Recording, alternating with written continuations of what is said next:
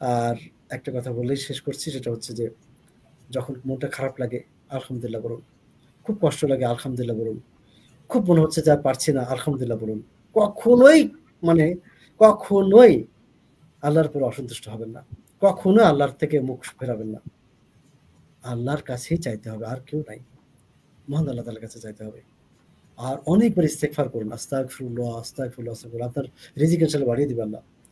অনেকবার দরুদে ইব্রাহিম পড়ুন, অনেকবার লা হাওলা ওয়ালা কুওয়াতা ইল্লা বিল্লাহ পড়ুন।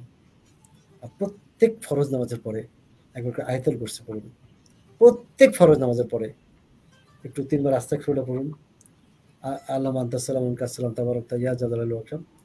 এছাড়া প্রত্যেক ফরজ নামাজের পরে ৩৩ বার সুবহানাল্লাহ, ৩৩ বার আলহামদুলিল্লাহ, ৩৪ বার আল্লাহু আকবার পড়ুন। ইনশাআল্লাহ আপনার আগের চাইতে এখন ভালো চলবে। যতদিন বেঁচে আছেন করবেন ইনশাআল্লাহ।